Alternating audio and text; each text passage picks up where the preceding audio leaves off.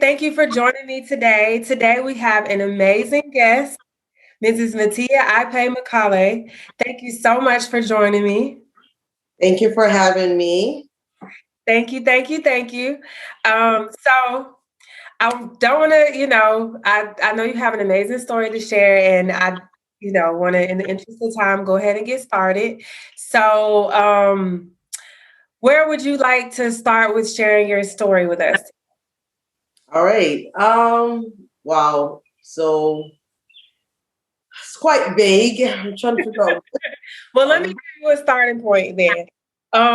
So share with us where you went to school, and then what was your degree in. I know you have more than one, but kind of share your educational background with us. Okay, sure. So I went to Prince George's Community College for a little bit and got an associate from there, just general, business. And then after that, I went to UDC, which is University of the District of Columbia. And they used to joke around back then and say University of Dumb Children, but that's a joke in DC. I did international business. I changed my degree several times. I did not know what I wanted to do. And, coming from an African background, your parents are always like, oh, this person's daughter just graduated, or this person's son is about to graduate. And you're like, wait a minute. Okay, fine. So here you are changing your course several times every semester. And at that point, I was like, you know what? I'm just going to do international business just so I can give them a graduation. And so I graduated. That was 2004. And I got an externship in Chicago. And so they gave me my own apartment.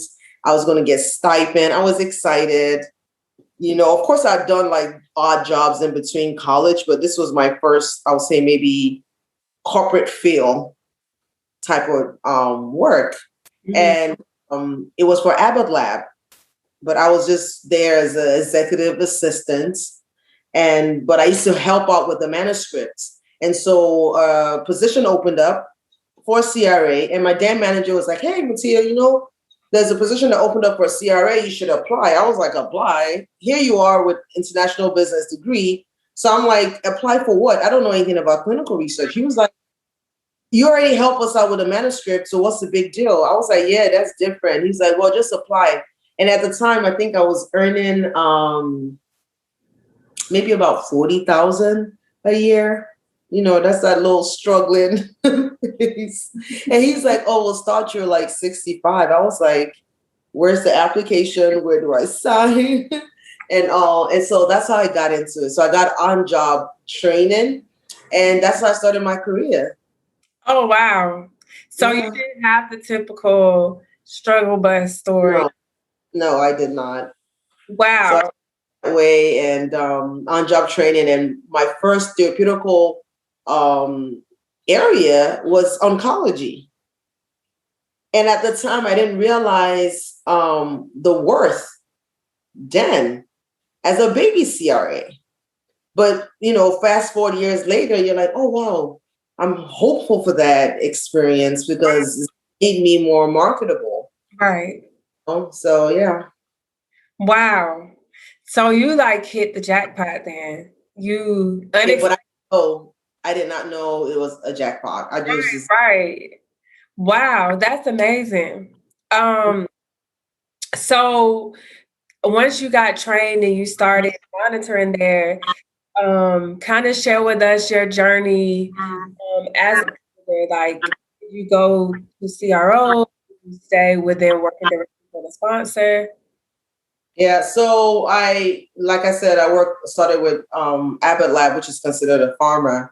I was there for a little bit, and then I worked with Novella, which is another, pharma as well. And it was after that, and I started to work with more CROs, and that's when a lot of my international monitoring came in. Where I was going overseas. And so here I am. I always traveled. I always loved to explore, and exploring the world is on my bucket list. So being a CRA encouraged that, so it was exciting. However, it had its challenges as well, because in my personal life, I have residents that I'm barely in. You're in hotels and everything. So it had its pros and cons, but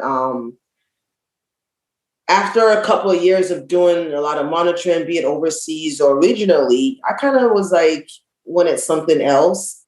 And that's when I was like, you know what? And thank God for, of course, remote started coming up, and then risk-based monitoring came up a couple of years after. I think that was around 2015.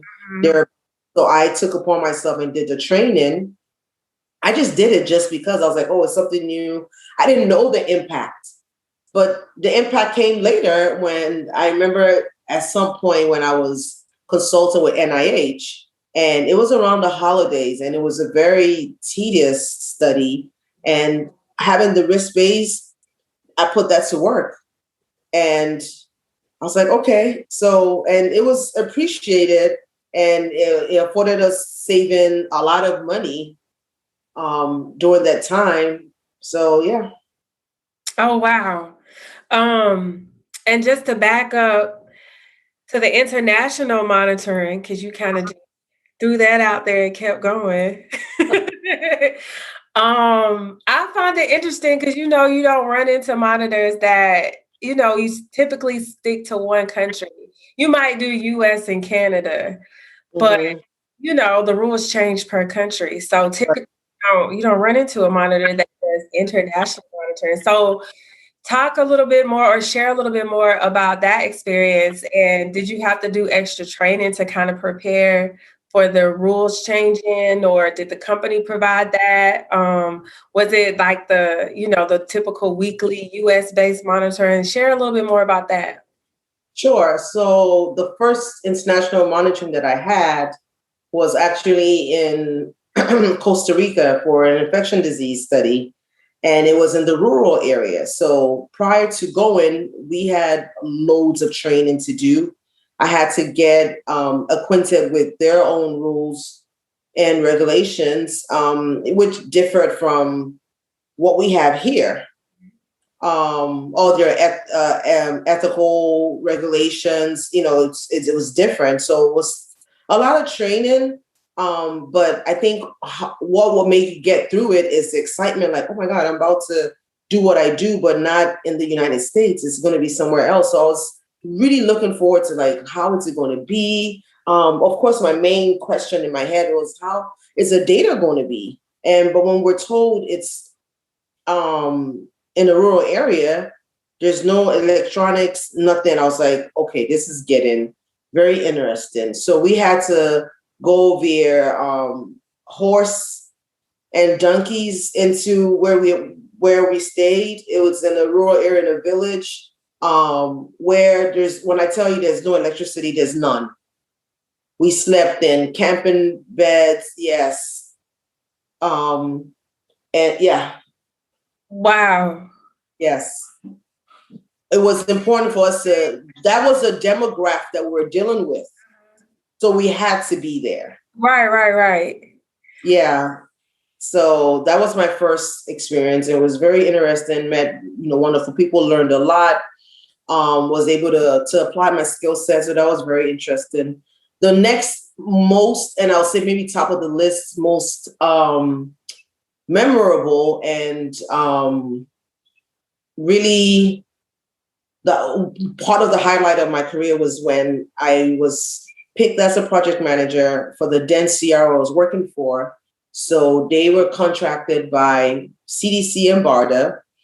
And then CDC and BARDA, we had subcontracted to the CRO that I was working for. And then the CROs I was working for subcontracted to FHI 360, and they were already on ground in Sierra Leone during the Ebola breakout.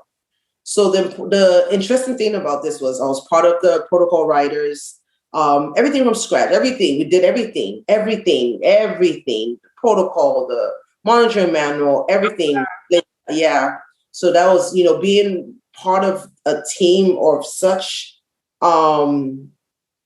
I I don't think anybody can forget Ebola. Like, it was a big deal as well. Forget that one. Yeah, going there, being on ground, of course, a lot of training as well, because this is West Africa that we're going to. The data was, they try their best, considering the fact that electricity would go out.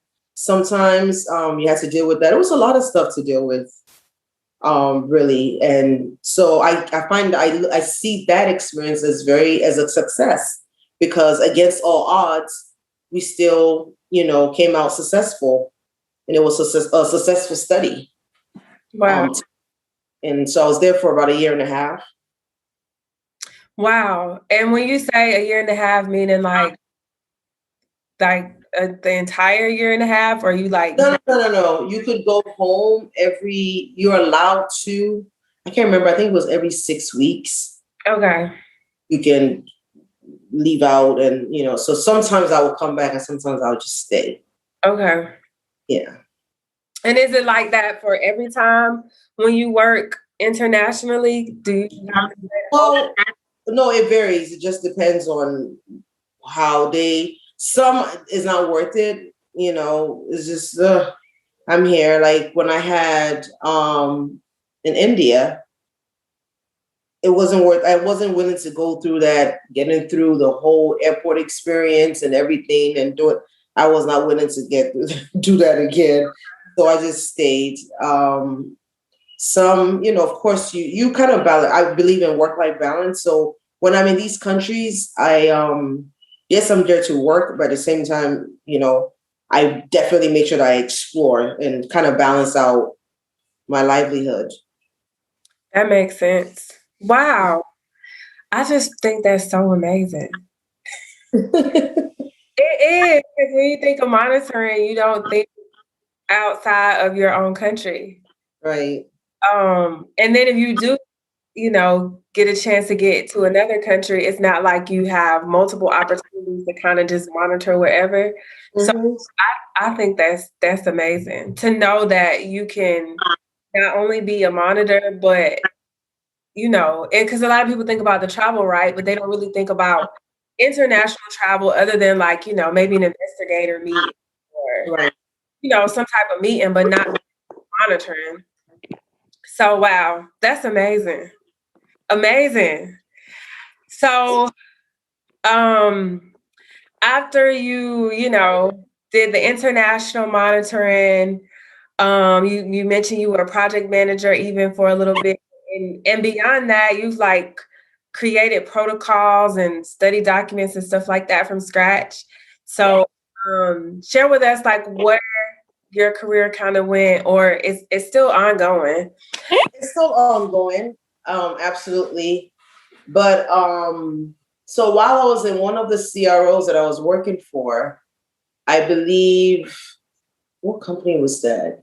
But anyway, I'd met a fellow, amazing lady, and we got acquainted and realized that we had similar, background, so to speak. And so even after I left, we still kept in touch, and she would jokingly say to me, "Oh, wow, I really admire you. You're, firecracker, and you know your stuff, and, this and that and the third." And she started to talk about what she does. And she had some kind of consultation company set up. And I was like, you know what? I have a soft spot for Africa, and I want to work. And she's like, yo, my, same here. I've gotten my experience in the Western world. It's time to give back. And I was like, that's the way I look at it too. It's not even so much of anything. They can't pay me what I'm worth. So I'm not even, looking to it. That I think is more of the giving back that I'm more interested in. So we had common visions. And so she's like, oh, let's set, something up. So the company, the CRO, was already in existence. I just became the founding partner. And then we decided to open another office on the continent of Africa, which is situated in Nigeria. So we have one office there in Lagos, and we have another office in the UK. And most of our work is run, of course, remotely.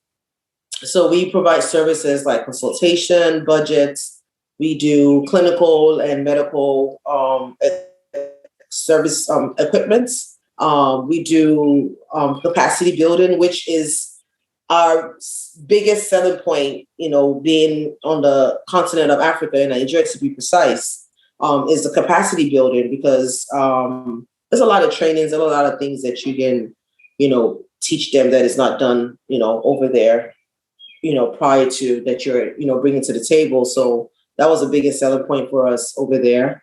And last year was very, it was a big deal for the company, because I did consultation for a private company, and from there I got introduced to the Lagos State Ministry personnel, and they wanted to partner, with me at the time. So me partnering with, a government entity, that was a big deal. And then I helped out, of course, and this was my first time being an investigator. So they wanted me to be an investigator, and it was for COVID studies. So we had opened up different COVID sites, so that I was involved in. I helped out. We wrote 4 protocols, actually, and seeing my name there as a co-investigator, I have never done that in the Western world. So me being found competent to be an investigator was very. I felt very honored. Wow. Very honored. And then after that, we started to do stuff, a lot of outreaches, medical drives. Not so much of clinical trials goes on in Nigeria, but we were able to partner up with some other CROs and did work in Ghana, did work in South Africa, Kenya, and other parts like that. So it's a lot of subcontracting, a lot of partnership that happens in this industry. Yes, I see. Wow. And all of this got started based off of you connecting with somebody that you had met earlier and Mhm. going from there. Yeah, this was supposed to have happened with someone else that I met in Sierra Leone. She is from, I said she was from, like she's no more. She is from Central Africa, but I think we were in different places in our lives at the time, so it just never happened. Or better still, maybe it wasn't meant to be, but here we are. And well, it's not a bed of roses. It's you put in work, but I have a wonderful, wonderful team. And I tell them, when they jokingly say, "Oh, boss," I'm like, "I'm not your boss. I don't want to be a boss. I want to be a leader." I was like, "This is nothing without everyone." And I'm very big on input. I'm very big on. I want everyone to have an input, like in anything. We have a meeting, any decision that we're making. I always put it out there, like, okay, we want to do this. What do you think? What do you think? What do you think? So that's important to me, because I'm not the smartest. I can't do this on my own. I'm learning and picking everyone's brain and merging everything and pushing us forward. So we're all doing it together. That's the way I see it. Yep, I agree. Wow. Yeah. That's amazing. So is that what you're currently focused on now? Yes. In the I company? also, of course, I'm still open. I'm still a consultant. I'll always be a consultant, but yeah, I'm running my company. Luckily, I can run it remotely, like I said, from anywhere in the world. I have my own staff. However, I do still leave myself open to consulting. I will always be a CRA. I'll always do clinical research. Always. Wow, that's amazing. Um, and I don't think you brought it up, but I do know that you have an MPH.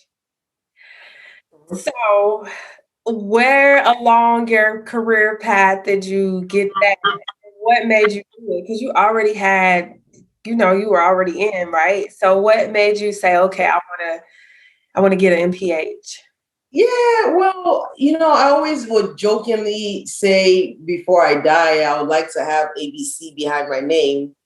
So the alphabet's after my name. I did because it made sense, because here I am with the international business degree. It had nothing to do with clinical research. So it took me years. Like I said, I graduated in 2004. I think I didn't get my master's till about 2015, there about like years later. And I just decided to do public health. I was like, it's well-rounded. So why not? Yeah. And then it matches with your international work, especially in Africa. So that makes sense. Right, exactly. Would you recommend other CRAs to go and get their master's degree, or specifically a master's? And the MPH, just for people that don't know, is a master's in public health. So would you recommend other CRAs to go and get theirs? Yes. And even under MPH, you have different subs. So some will say in administration, some will say in, so they have different subs, but I definitely encourage it. Definitely encourage it, especially even the research world. So you get in public, health that covers you all around, and you can go anywhere. True. So true. So out of all of your experiences, what would you say would be the most challenging experience that you went through as a CRA? Okay, so my most challenging experience was, I always thought, when I first started, I always thought 15 business days was a lot to turn in the monitoring report. And I realized it's not, because that's if you're working on just one study. Right. Yes, it's doable. Either way, it's doable. You have to meet the deadline anyway. But I found that very challenging because I'm very meticulous, and I felt like, so what I started to do was I will start my report in transition while I'm traveling. Then I start it when I'm coming back and stuff. So that way I'm not doing everything last minute and feel like I'm, kind of in haste. But that was challenging for me. Another thing that was challenging for me was being away from my family a lot. Mm-hmm. There was a time when, especially when I was a typical original CRA, I was never like, I felt like I was paying bills for no reason. I didn't get to enjoy my place. I didn't get to enjoy my car. Like, I was just always in hotels. I hated hotels at that time. So that was challenging for me.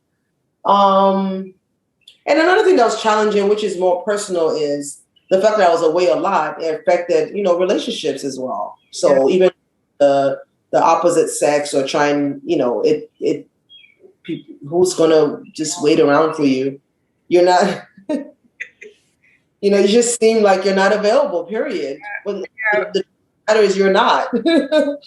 So yeah. So those are the challenges. Yeah, I agree. I think those are my top two, but I will add that for the CRO that I've worked for, the report turnaround was 10 business days. Next day. 10 business days. So instead of 15, Oh, we had 10, and that was for the final.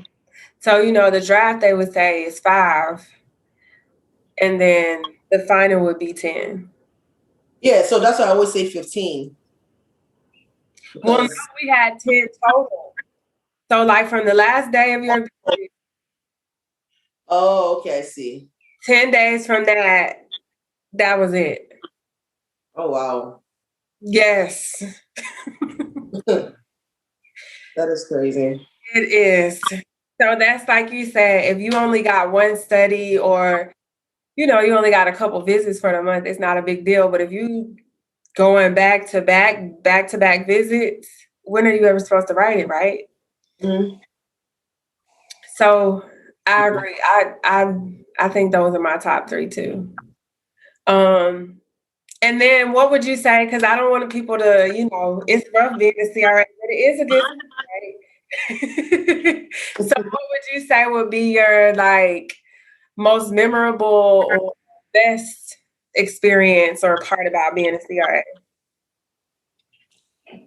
I love so you are in service. So I see myself as a service worker. So I'm on there. I'm still risking my life because I remember when I was going, for instance, when I was going to Sierra Leone, my family wasn't happy that I decided to go. They're like, "Oh, what if you get Ebola?" Blah blah blah blah. So yeah, I see myself as a service worker. So I'm in service.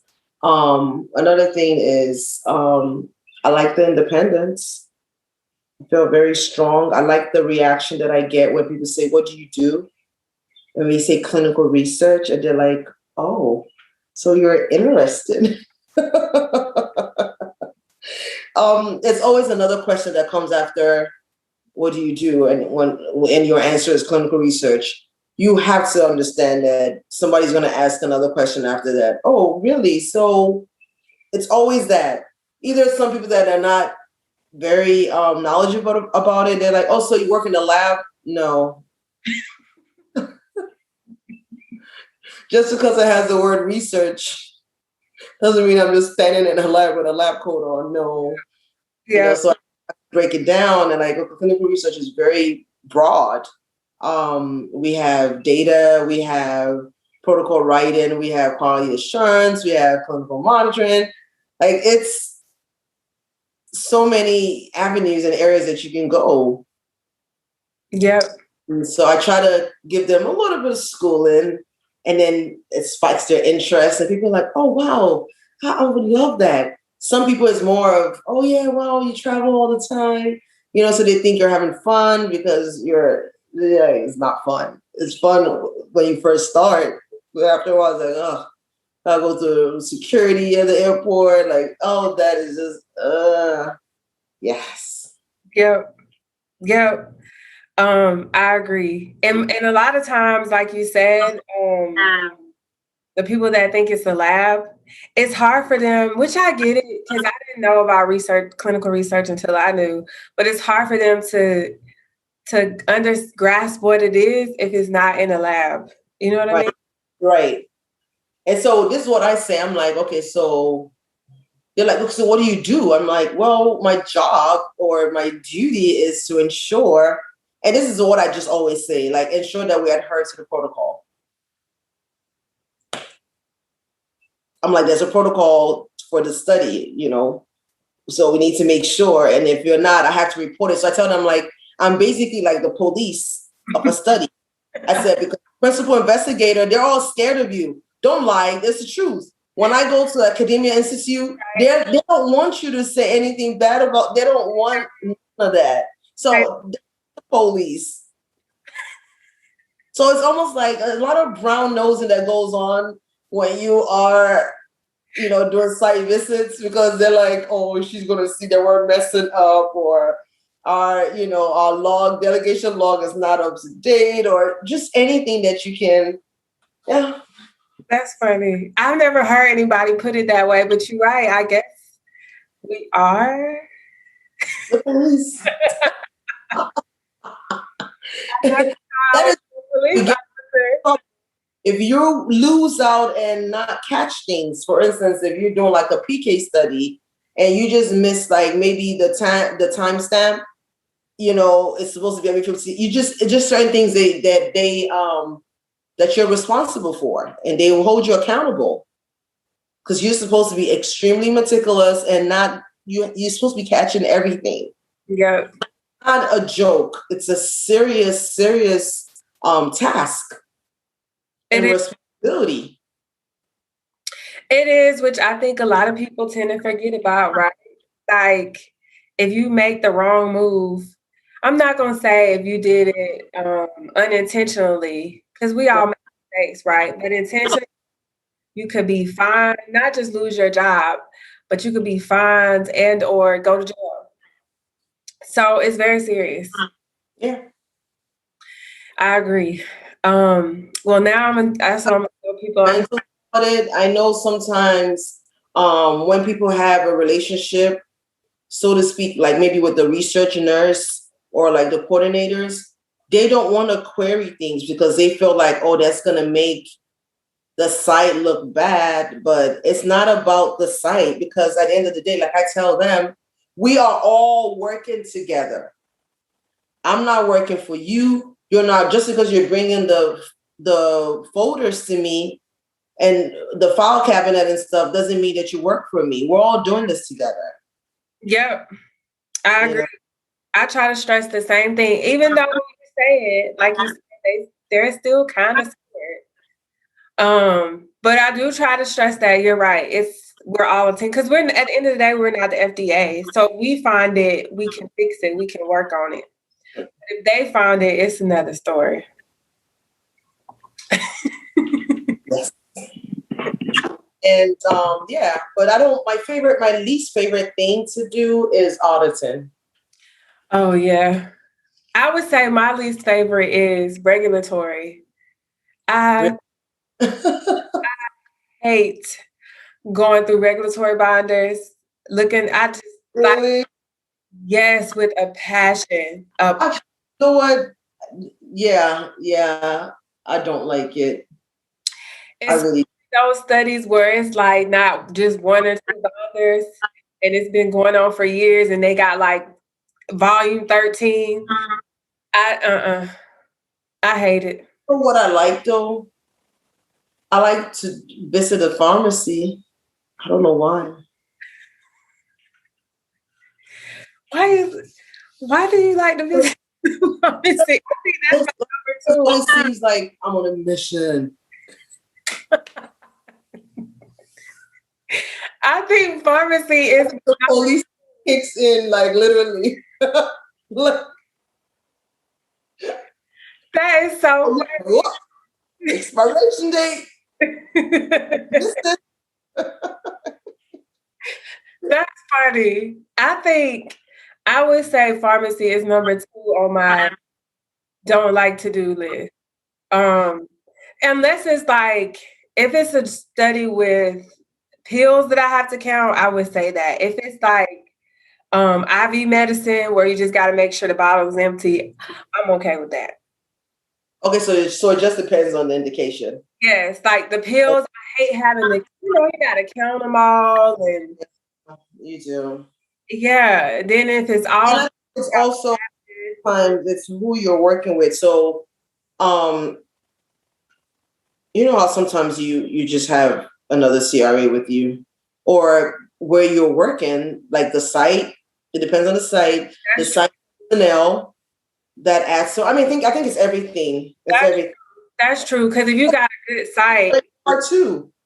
If I'm sent to a beautiful place, if I'm doing any visit and I'm in California, I'm happy. that's true too. That's true. So you're right. It's a lot of different factors. Yeah. You got a good site and they keep everything organized and they doing stuff the right way. It's not that bad. But if you got a site that's like, Not gonna mention, but yeah, interesting sites with character. that's when it's like, yes. And the 3 days just go by quickly. But there's some places that the site is very, competent and organized. The staff is just, super duper. Great. And you're in a beautiful place. You're ready to finish up and explore. Yeah. Do you do this? So you know how, of course, you get per diem a day. I don't care about eating in the mornings because I'll grab something at the hotel. I'm not going to eat a heavy lunch because you're sitting, you're going to feel sleepy. Yeah. But I always treat myself for dinner. I'm not going to lie. I have a bad habit with not doing that. I'll go get it, but then I take it back to the hotel. Oh no, I'm trying to be away from my hotel room. So when I go back to my hotel room, I just want to shower and get ready for the next day.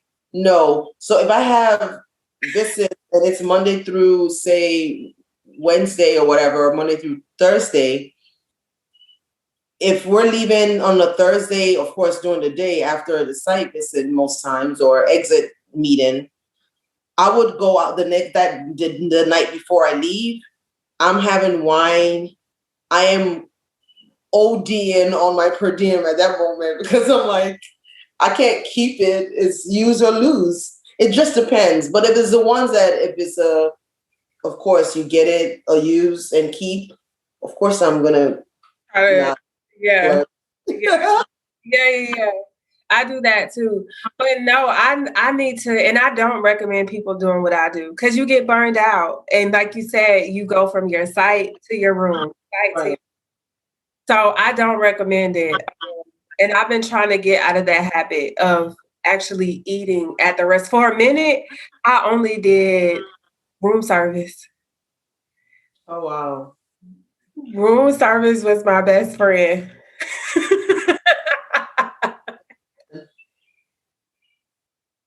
I didn't go nowhere. I went from the airport to my room, to the site to my room, and whatever was on site, that's what I ate. Whatever is in the hotel, that's what I ate. No, not me.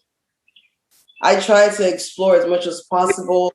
I don't like routine. So yeah, even when I'm at site, I have to get up every now and then and kind of walk around. Yeah. Staring at that screen for hours, no.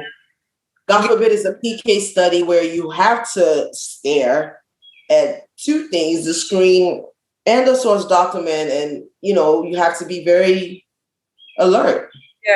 Yeah, I agree. I've learned over the years, I couldn't keep that up because it burns you out. Like you said, you got to get up. Even if you just get up and walk out the room for a minute and stretch or something, just take a breath, a break. Even a bathroom break, it's like something to me. Yeah, you have to. And I've learned that. And I try to, sometimes I try to get out and explore, like maybe come the day before and the beach, at least just step out there for a few minutes, or after, you finish for the day, something, sightsee, like you said, I try to do something now just because you have to for your sanity. Right. And that's what's nice about international studies, because, I mean, automatically your, adventurous juices are starting to flow because you're somewhere else and you're there for a limited time. So, yeah, that's why I like international studies. I mean, it's always interesting. Different food, environment, like different people. I can imagine. Yeah. Wow. Mm-hmm. So, if you could give one final, I guess, piece of advice for people that want to be a CRA, so aspiring CRAs, with absolutely no experience, maybe they got some, and they everybody don't have your story, right? Most people are in the struggle bus for a while. I'm writing my story too. I am still writing my story. But if you could give them that one piece of advice, what would you say? I would say just persevere and just stay open-minded. Just be open-minded. Be open-minded about different things, be it things of severity or not. Just be open to change. I